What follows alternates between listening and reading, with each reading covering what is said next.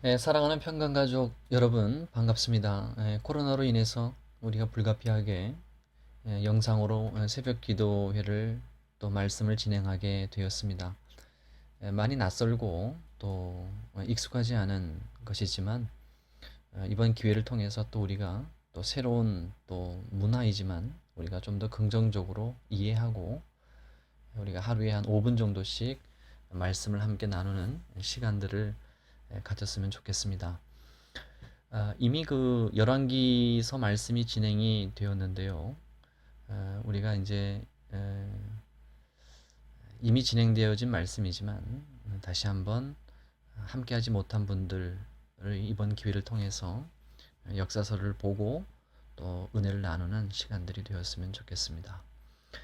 오늘 말씀은 열왕기상 1장 1절 말씀이고 우리가 PPT를 보는 대로 이 말씀을 가지고서 우리가 간단하게 서론으로 우리가 역사서를 어떻게 봐야 될 것인가 그 부분에 대해서 우리가 한번 생각해 보는 시간을 갖도록 하겠습니다. 역사와 신앙이라고 하는 그런 부분들, 역사를 우리가 어떻게 봐야 될 것인가, 역사서를 어떻게 읽어야 할 것인가, 우리가 이 부분을 우리가 오늘 간단하게 좀 보겠는데요. 우리가 무엇인가 그 개념이 형성이 되는 방법이 있습니다. 사람들마다 개념을 가지고 있는데 개념이 형성이 되는 그 방법은 바로 이 역사를 통해서 개념이 형성이 됩니다. 우리 교회 막내인 시아가 믿음이 뭔지, 사랑이 무엇인지, 또 소망이 무엇인지 모르죠. 그러나 시아가 나이가 들고 또 세월이 흐르면서 믿음과 소망과 사랑에 대한 그 개념이 정리가 됩니다. 그래서 이제 역사라고 하는 것이 그런 의미에서 이제 의미가 있게 되는데요. 우리가 이제 보통 사춘기라고 하면 바로 이러한 개념들이 이제 형성이 되는 시기입니다. 14살, 15살의 개인의 그 역사 속에서 지금까지 이론으로 알았던 개념들을 이제 독립적으로 이해를 하는 시기죠. 바로 그것이 이제 역사 속에서 확인이 되는 것인데, 하지만 우리가 잘 알고 있듯이 사춘기생들이 생각하는 그 개념이라고 하는 것은 매우 미성숙할 수밖에 없어요. 왜냐하면 역사적인 이해가 역사의 그 폭이 좁기 때문에 그렇죠. 이게 마치 이것과 같습니다. 우리가 앞을 보지 못하는 시각 장애인이 코끼리를 경험합니다. 코끼리를 경험하는데 어떤 사람은 전봇대라 그러죠. 다리를 만졌다는 얘기고 어떤 사람은 부채라고 그럽니다. 귀를 만졌고 어떤 사람은 호수라 그러죠. 코를 만졌다는 거죠. 개인의 경험은 틀림이 없는 맞습니다. 확실한 경험이고 그것은 분명한 사실이지만 그러나 그것이 코끼리라고 하는 개념 자체를 충분히 이해했는가? 그것은 아닙니다.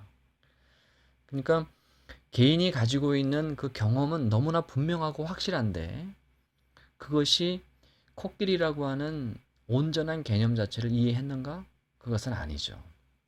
그것이 바로 이제 우리들이 가지고 있는 편협된 혹은 부족한 이해입니다. 우리는 진리를 아는 사람들인데 우리는 진리를 그런 식으로 접근을 해서는 안 됩니다. 그래서 우리가 역사서를 보는 이유는 우리는 이미 이론적으로 믿음이 무엇인지, 소망이 무엇인지, 사랑이 무엇인지 알지요. 그러나 시아가 믿음과 소망과 사랑을 모르고 역사를 경험함으로 그 개념을 이해하듯 우리도 역시 이 역사를 경험해야 되는데 우리가 경험하는 그 경험은 매우 제한적입니다. 그래서 역사서를 읽어야 되는 거죠. 우리가 풍랑이를 걸으시는 예수님을 볼 수 있는 경험이 있을까요? 우리가 기드온과 같이 미디안과 싸울 수 있는 경험을 할 수 있을까요? 물론 이제 할 수도 있겠죠. 혹은 우리가 다윗처럼 왕이 되어서 믿음의 갈등과 고민을 할 수 있는 그런 기회가 있을까요? 참 어렵습니다.